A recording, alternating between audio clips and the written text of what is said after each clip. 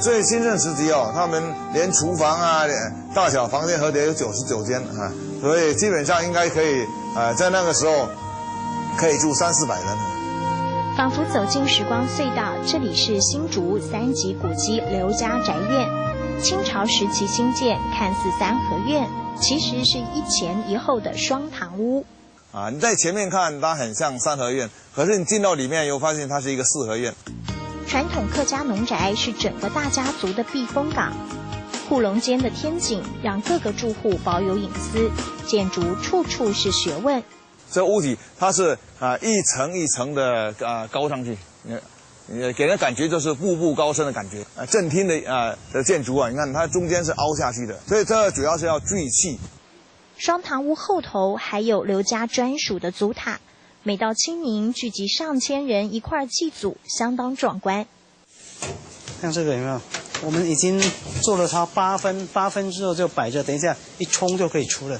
焖就一般熟，这是间接加热哈。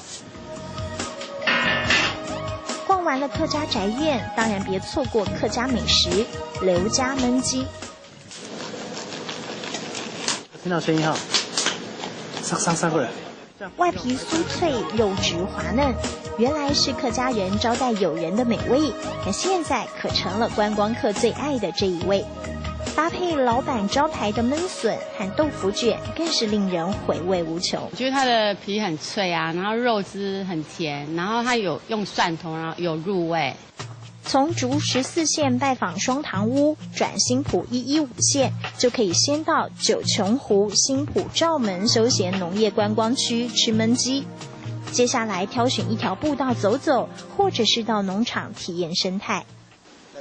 以生态著称的陈家农场，树叶翻开就可以看到蝴蝶幼虫，多达近30种凤蝶、斑蝶的品种，以及锹形虫和独角仙的富裕，都让农场很自豪。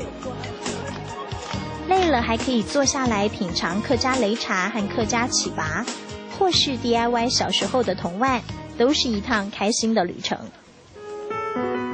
客家宅院里探访清朝先祖的智慧，刘家焖鸡中体验客家真诚的热情。临近步道的绿荫，独角仙的童趣，难忘新埔的感动时刻。